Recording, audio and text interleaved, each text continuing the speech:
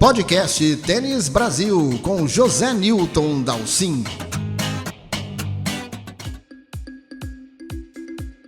Novak Djokovic será o cabeça 1 do Australian Open em busca de seu 10º título em Melbourne e do 21º troféu de Grand Slam. Bom, isso até agora, tarde de terça-feira, aqui no Brasil. Porque a confusão pode continuar lá em Melbourne. Vocês sabem, Djokovic venceu a audiência que foi realizada segunda-feira, o juiz lhe deu ganho de causa, permitiu sua entrada, devolveu o passaporte e Nole já está treinando em Melbourne na Rod Laver Arena. Mas a decisão final está na mão do ministro da Imigração. E a cada dia que passa surge uma nova informação e principalmente uma nova acusação em cima de Djokovic. O governo australiano estaria investigando uma informação falsa que ele teria preenchido no seu visto de entrada. Eu, na verdade, acredito que não seja uma informação falsa, mas um engano que ele teria cometido no seu pedido de visto de entrada, em que ele afirma não ter viajado nas últimas semanas, enquanto está provado, todo mundo sabe, que ele viajou da Sérvia para a Espanha e depois da Espanha para a Austrália.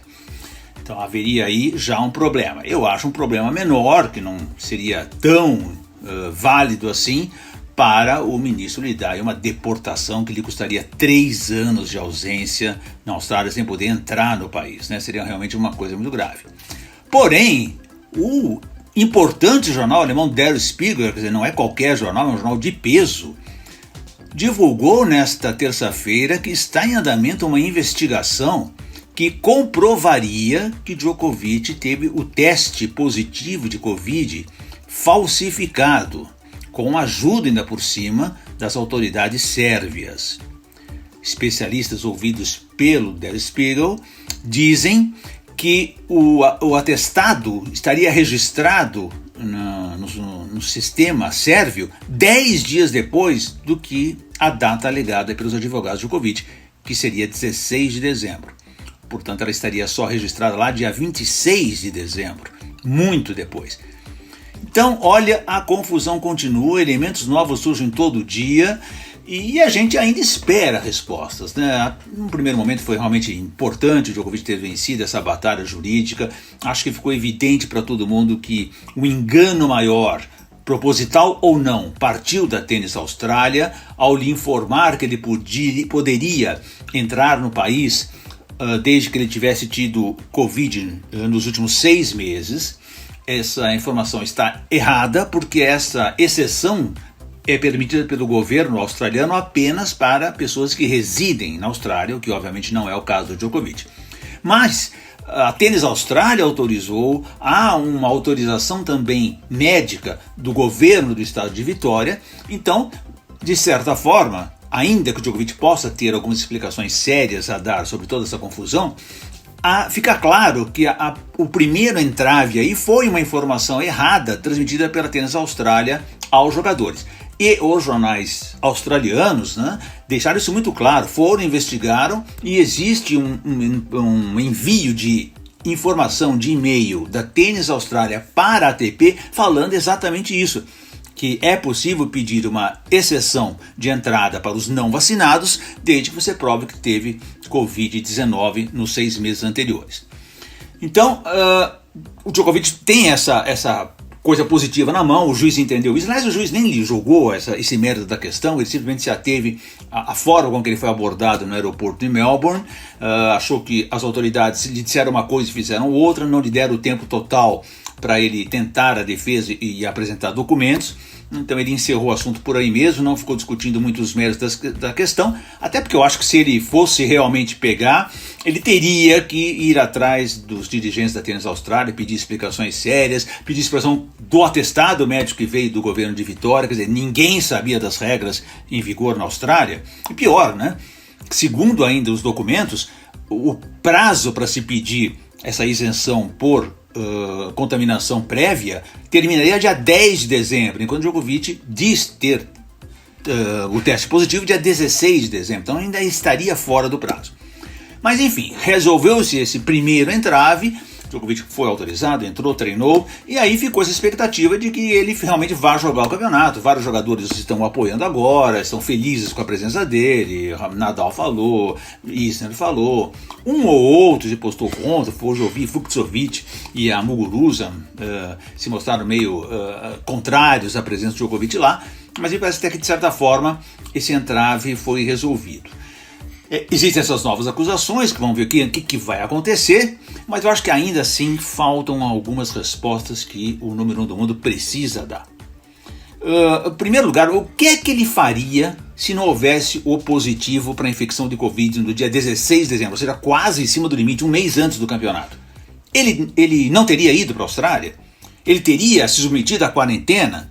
Né? Na verdade, se ele viajou para lá dia 3, 4 de janeiro, ele já nem conseguiria fazer a quarentena, daria muito em cima do campeonato e ele não teria tempo de treinar, porque a quarentena você não pode sair do hotel cumprindo. A quarentena, para vocês lembrarem, ela é permitida para quem não é vacinado, era uma quarentena obrigatória, que você tem que ficar totalmente isolado naqueles 14 dias, sendo testado e dar negativo o tempo inteiro. Então, falta o Djokovic explicar isso. Quer dizer, ele esperou sair esse positivo do Covid dia 16 de dezembro, aí ele foi alertado que ele podia pedir a isenção, ou qual seria a postura dele caso não tivesse testado positivo? Ele não teria ido para a Austrália? Acho que é uma coisa que precisaria ser bem esclarecida, né? E se houve realmente a infecção de 16 de dezembro, como o Djokovic declara, e nesse primeiro momento não há razão alguma para a gente duvidar que ele esteja falando a verdade, se ele foi infectado dia 16 de dezembro, como é que ele me aparece em eventos públicos nos 2, 3 dias seguintes e no dia de Natal cristão, dia 25 de dezembro, tudo documentado na internet. Então, se ele foi infectado e se ele estava supostamente numa quarentena em que ele deveria resguardar-se e resguardar as pessoas ao seu lado, ele aparece em vários eventos públicos, um deles com vários, 20 adolescentes, é uma situação realmente complicada que ele precisa tentar esclarecer. E eu também acharia muito legal que o Djoko nos contasse como é que foi esse diálogo dele com a Tênis Austrália. O que é que eles conversaram, como é que foi colocado, como é que foi permitido, quem enviou o documento, quem recebeu, quem conversou com ele, porque eu acho que o Craig Tiley, que é o diretor do torneio, é o chefão do Tênis Austrália, precisa ser responsabilizado por essa confusão toda que ele causou. Muito bem, minha gente, essa é apenas um resumo e, como vocês viram, ainda não definitivo do caso Djokovic. O podcast da semana vai aproveitar para conversar com Eduardo Frick. Eduardo Frick é gerente de esportes e de eventos da Confederação Brasileira de Tênis, que está justamente iniciando o ano com uma série de 4 torneios aqui no Brasil, 3 torneios femininos e um Challenger masculino, quer dizer, torneios bons, importantes, para o pessoal tentar pegar ritmo, ganhar ranking nesse início de temporada, e é sobre essa nova postura da CBT que nós vamos conversar agora. Eduardo Frick, antes de mais nada, muito obrigado pela tua presença aqui no podcast Tênis Brasil.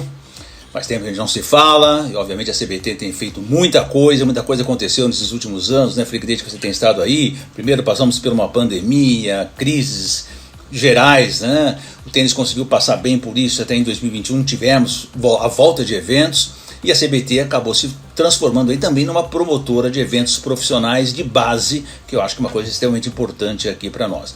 Então eu queria que você conversasse comigo para a gente, primeiro já focando essa história dos eventos profissionais que você gerencia, você é gerente de esportes da CBT e de eventos. Qual foi a ideia de realizar esses eventos, como é que foi conquistar o patrocinador, a Mendove, para a gente realizar essa série de eventos que nós estamos tendo por aqui? Bom, Dalcin, primeiro de tudo, muito obrigado pelo espaço, né? Estar falando contigo aqui, sempre bom, né? Poder explicar um pouco também do nosso trabalho, do que a gente vem realizando ao longo do tempo, né? Tu comentaste muito bem a questão da pandemia, então isso eu acho que é o primeiro passo, dizer que a CBT vem passando aí na gestão do presidente Rafael de uma forma assim, muito bem conduzida pelo presidente, né? Momentos difíceis para todo mundo, e a CBT vem crescendo. Eu acho que isso é um ponto principal. Mostra isso, Dalcin, né, com novos patrocinadores, seja já o caso do BRB, que vem aí durante esse processo, ele entra, e também agora dessa nova parceria com a Dove Men Care, que procura a CBT, né, que eu acho que ela procura por uma credibilidade, pelo que ela vem vendo no mercado, e vem vendo que a Confederação Brasileira de Tênis vem executando um trabalho também de desenvolvimento do tênis em todas as suas esferas, né, toda a equipe CBT vem fazendo esse trabalho. E como tu colocaste, nós somos procurados e aí o presidente nos passou essa missão para executar esse número de torneios que foram executados no final do ano. Foram praticamente 8 competições em 2 meses, né, competições de entrada, que são os Futures, e já competições em um segundo momento, que nós chamamos ali, que é da transição para torneios maiores, que são os Challengers. Tanto, né, que é a nossa primeira relação também com a ATP, os Futures sendo o ITF, masculino e feminino, já com uma questão de equidade também, sempre procuramos fazer os torneios masculino e femininos também do mesmo tamanho, e até mesmo os Challengers. Nós fizemos um Challenger feminino maior do que um ATP 80, né, que foi em Brasília, aí sim um torneio já todo CBT, que foi o Aberto da República BRB Seguros. Então, assim, isso nos deixou muito contente. Foi um desafio muito grande, porque o objetivo da CBT realmente é o desenvolvimento do tênis, né? Essa é a nossa preocupação.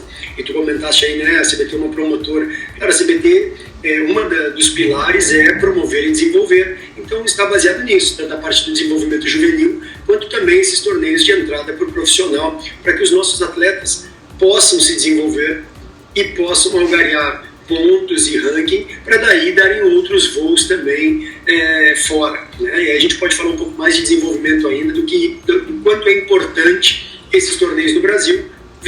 Haja visto agora atletas nossos aí, depois de um passado de nós, estamos aí entrando para o 5º ano dentro do processo de desenvolvimento da CBT, começando a jogar Grand Slams, né, que é o caso aí de Carol, no feminino principalmente, né, como era uma grande preocupação nossa, o caso da Laura, a Bia retornando, a Luísa que esteve também. Então acho que a gente vem com um processo, e assim como o masculino também, uma renovação de todo esse processo. O que eu achei bem legal nessa retomada dos torneios, principalmente com a CBT assumindo um pouco dessa parte dos torneios de base, Frick, é que justamente em função da pandemia, né, de 2020 e refletindo em 2021, muitos brasileiros tiveram dificuldade para voltar para o circuito, né? Viajar para fora, já era difícil viajar por questões financeiras, aí mesmo tivemos também o problema sanitário de viagem, de deslocamento de países, de entrada, aí estamos aí vivendo o caso de Djokovic, quer dizer, houve muita dificuldade disso. Então nós vimos o ranking masculino e feminino diminuírem a quantidade de brasileiros participantes, porque havia essa dificuldade. Então acho que mais do que nunca a realização de eventos no Brasil se torna hoje uma coisa essencial, né? Ainda mais você que mexe aí com o alto rendimento. Com certeza, acho que para nós, assim, no primeiro ano ali da pandemia, foi onde nós fizemos o circuito profissional BRB, é importantíssimo de colocar, que foi um torneio onde nós levamos esses torneios para a televisão, né? Nós tínhamos uma parceria grande na época ali, que foi com a Band Esportes, nós colocamos mais de 30 jogos na televisão. Então, para as pessoas também tomarem conhecimento dos nossos atletas, para eles darem um retorno para os seus patrocinadores, né? Então isso é muito importante. Nós conseguimos fazer também da mesma forma com a equidade, fizemos 3 torneios no mesmo local, que foram em Brasília, né, com apoio lá do clube, também do Yacht Club, e colocamos esses torneios profissionais brasileiros, que foi o que a gente conseguiu fazer naquele momento, e também fazer com que esses jogadores pudessem competir. Assim como também, assim, foi importante ressaltar, que nós conseguimos fazer uma base de treinamento lá no clube no Itamirim, onde quando na maioria de todo mundo estava com problemas e dificuldades, nós conseguimos estabelecer, nós tivemos por ali passaram mais de 18 ou 20 atletas profissionais que tiveram a oportunidade de poder treinar ali, e depois quando houve a retomada já estavam já de uma forma melhor para poder retomar o circuito. Depois foi aberta uma parceria também juntamente com o COB, onde tiveram naquele projeto lá na Missão Portugal 4 atletas, também foi oportunizado para esses atletas, que era o caso da Bia, do João Menezes, da Carol e do Belucci, que estiveram passando por isso lá. Então, assim, eu acho que é legal de colocar isso, que a CBT vem sempre achando alternativas e oportunidades para que os nossos atletas, tanto no profissional quanto no juvenil, né, que foi o caso, assim, vamos retroceder também, porque é importante falar, Brasil Juniors Cup e Banana Ball, nós não deixamos de fazer, conseguimos fazer o ano passado, tivemos na semifinal e na final bandeira preta na cidade de Porto Alegre, mas mesmo assim conseguimos as autorizações sempre dentro das regras que eram permitidas pelos governos e pelos órgãos. Tá? Isso é uma coisa assim, deixar claro, nós nunca vamos querer passar por cima de alguma coisa, não. Se é nos dada a possibilidade, nós fazemos com maior cautela e precaução que tem, buscando, né, o apoio de todas as autoridades, como foi tanto da Prefeitura de Porto Alegre quanto do Governo do Estado. Depois, em Criciúma, também conseguimos fazer o Banana Ball, que isso possibilitou com que os nossos atletas depois jogassem os grandes lãs juvenis. Assim como hoje esses torneios profissionais estão possibilitando os nossos atletas poderem dar um outro salto aí em torneios maiores. Então, eu acho assim, resumindo para ti, nós estamos aqui gerando oportunidade, né, gerando também, que é importante falar para todos, não só os jogadores, mas os árbitros, né, os terceirizados, os fisioterapeutas, o médico, tudo que inclui um torneio, certo? Né, todas as coisas que fazem parte de um torneio de tênis, a rede hoteleira, a gente mexe com a questão de transporte, a passagem aérea, tudo isso a gente movimenta dentro de uma cidade também, né, assim como a cidade em si, os clubes também. Então nos deixa muito contente isso, nós sabemos que nós estamos, a nossa parte como desenvolvimento do tênis, nós estamos fazendo. Claro que a CBT procura parcerias aí de governos, prefeituras e governos estaduais para fazer os eventos. Mas me parece bem interessante, Frick, que vocês estão levando para vários pontos do país, não estão concentrando num lugar só, né? Como você falou, Brasília, esteve aqui em São Paulo, lá em Santa Catarina. Essa aí já é uma expansão também necessária, né?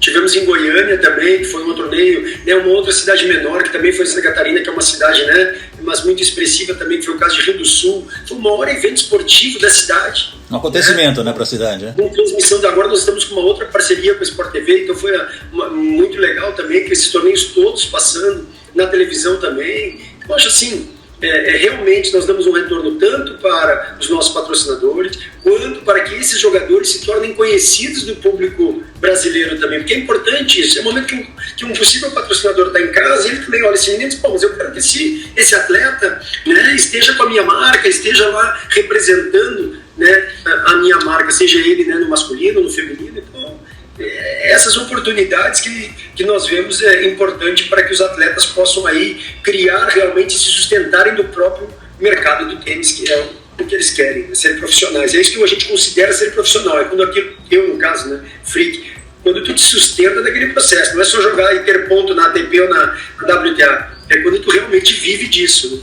Exatamente. Deixa eu te perguntar também um pouquinho sobre como é que anda a nossa situação de juvenil, calendário juvenil e tal. Não sei se você é a pessoa que diretamente mexe com isso, mas eu acho importante também a gente saber como é que anda o trabalho para o juvenil, a realização de eventos, como você falou, tivemos vários torneios internacionais aí, tivemos Londrina também realizou, Bahia também conseguiu realizar novamente seu evento internacional, quer dizer, tudo aí para agitar, mas precisamos aí da base também bem agitada, circuitos nacionais e tal. Como é que está a previsão para 2022 que vocês pretendem fazer nesta nova temporada? Nós estamos começando agora com todos os circuitos, os que nós chamamos as rotas, né, do Sol, Rota Sudeste, Rota, enfim, Centro-Oeste, todos os torneios que as federações estão apoiando agora, que são os torneios de início do ano, que são aqueles torneios onde a gente faz em torno de 8 a 9 dias, 2 competições em cada estado, chegando a 6 competições. Então todos estão executando agora com o período de férias, com o apoio das federações, que são torneios que as federações fazem, que contam ponto para o circuito nacional.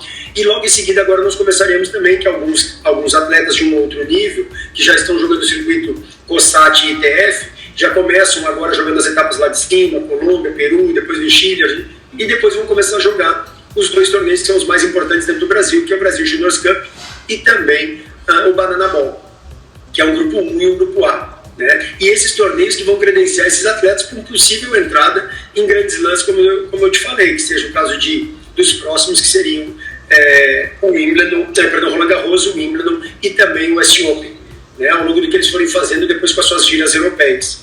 Nós estamos já com um circuito também dentro do Brasil para realizar ao longo do ano, vão ser em torno de 6 a 8 etapas que a CBT faz, né? Então assim, a base para nós é muito importante, é o desenvolvimento. Nós vemos há um bom período, assim, que é importante de falar, com essa parceria do CBC, que até agora pela pandemia do ano passado sim tivemos mais dificuldade, mas é o que nós chamamos de massificação de alto rendimento. Nunca houve na história os atletas conseguirem viajar com passagem e hospedagem garantida. Essa parceria que a CBT fez com o CBC e que o nosso vice-presidente Aristides, que é sempre o diretor de torneios, Aristides Barcelos, e que comanda esse processo, tem acontecido de forma assim, incrível. Nós começamos a gerar em torno de 500 a 600 atletas por competição. É óbvio que essa massificação depois vai vir um segundo momento. Daqui 4, 5 anos fazendo isso, nós teremos a qualidade. Vamos ver quem vai se separar, quem vai ter mais resultados, quem vai buscar outros horizontes, e aí nós vamos saber o que vai acontecer com esses meninos. Nós, no primeiro momento, o que nós temos que fazer, quanto mais gente jogando e competindo, melhor. E está sendo dada a oportunidade também, né, para isso. Então não existe mais dentro desse processo que foi criado, aquela pessoa que não tinha grana, que não tinha condição de poder. E basta ele estar no clube, obviamente, pode ser sócio-atleta, pode ser de alguma forma, e o clube também abraçar. E aí automaticamente conseguia fazer todo esse circuito dentro do Brasil. né? Eu conto isso, eu cheguei a falar isso em alguns lugares, para os argentinos e outros países, quando eu fui na reunião de gerentes da COSAT, os caras não acreditavam, sabe? Não acreditavam da possibilidade que era dada para os tenistas brasileiros nesse momento. Frick, você foi jogador de tênis, tentou bem sua carreira, jogou bem, né? Me conta assim, como é que você vê aquele teu período para hoje? Mudou muito, melhorou a condição dessa transição do juvenil para o profissional em relação ao período que você viveu, que nós vivemos hoje? Quer dizer, qual é a diferença entre as situações e o quanto isso teria evoluído ou pelo menos melhorado? Eu te diria o seguinte, vamos falar em dois momentos. Então, quando eu joguei e depois quando eu fui técnico, tá? Hoje eu exerço uma outra função desde 2015, que eu saí diretamente da quadra, fui para uma função na Rio 2016, que me foi organizar o processo lá da Olimpíada, e depois vim para essa oportunidade que foi me dada pelo presidente Rafael dentro da CBT, e estamos juntos há 5 anos. Como jogador, eu diria que é totalmente diferente, né? Nós não tínhamos nem contato, assim, na época, sabe, com 16, 18 anos com a CBT, mal falávamos. Sabe, o acesso que os jogadores têm hoje é impressionante, sabe? Meu telefone está aberto a qualquer um, me liga, e a gente sempre tenta oportunizar coisas para esses atletas. Então, isso eu acho fantástico, porque esse é o nosso fator, nosso cliente, nosso grande cliente é o atleta, é aquele que é afiliado. É assim que nós vemos, a CBT ela é do atleta, não é de dirigentes, né? Pelo contrário, nós estamos nesse momento na CBT, nós vamos passar, e no futuro virão outras pessoas que terão que executar um trabalho tão bom quanto o nosso, ou melhor, enfim, né? Então eu acho isso. Segundo, como treinador, eu acho que é o momento agora que está sendo dada oportunidade, criando novos torneios e muita coisa, onde os treinadores têm que abrir bastante o olho agora e ver que estão sendo oportunidades, planejar as coisas com seus atletas, né? Porque os atletas nada mais são do que o espelho daquilo que é passado para eles. Então eles têm que agora, de certa forma, entender o que está acontecendo com esse movimento que está sendo feito pela CBT de competições, né, no masculino e no feminino, e que está sendo dado um horizonte para aqueles que querem jogar tênis profissional. Assim como também existe um outro mercado que nós podemos falar aqui, que é o tênis universitário, que é um grande caminho, que é um caminho que tem até cresceu muito devido ao momento que se vivia, que não se tinha tantos torneios, então as pessoas começaram a ver uma grande saída do tênis universitário. Ele é fantástico, quem sabe, eu não sei nem te dizer em números, quem sabe 90%, 95% de pessoas que vão procurar esse caminho. Ele é fantástico. Mas também tem aqueles 10% que querem jogar tênis profissional, que sonham representar o Brasil numa Copa Davis, numa Billie Jean King Cup, e esses atletas também a CBT cuida da mesma forma.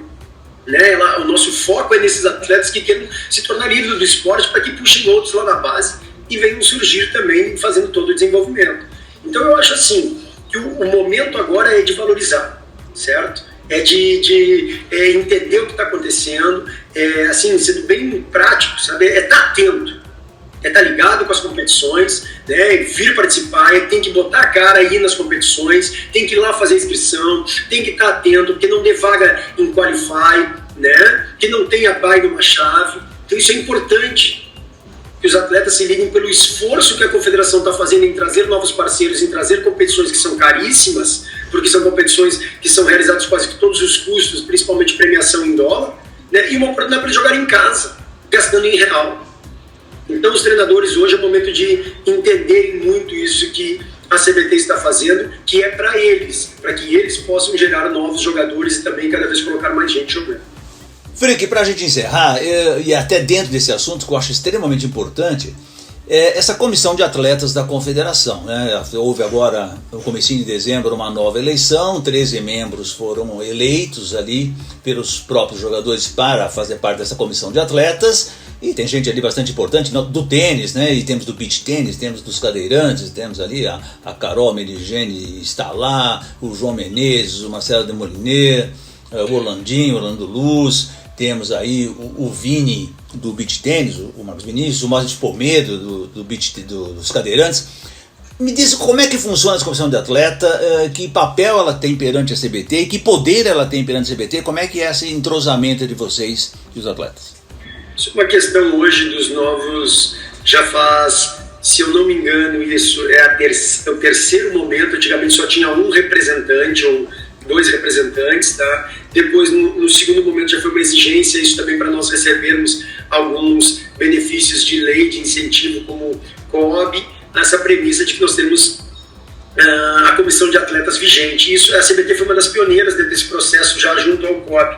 Nós tivemos uma equipe que fez parte agora no último no último mandato, e essa nova que entrou agora, que são 13 atletas, que eles têm, né, um poder de questionar, de se informar, de pedir determinadas coisas que sejam de necessidade deles para entendimento de como as coisas vão ocorrendo dentro da CBT, assim como o presidente e o vice-presidente podem participar das assembleias gerais, onde tem total e livre condições de serem questionadores de qualquer coisa, assim como eles também têm um poder depois de voto dentro de um processo eleitoral, como qualquer uma outra federação que tem. Então isso é uma questão estatutária hoje, né? O presidente Rafael ainda que é a pessoa mais, como eu te diria, capacitada para falar dentro desse processo, porque é um processo dele, né, dentro, obviamente, político e esportivo, mas, enfim, ele sabe exatamente todos os poderes dessa comissão,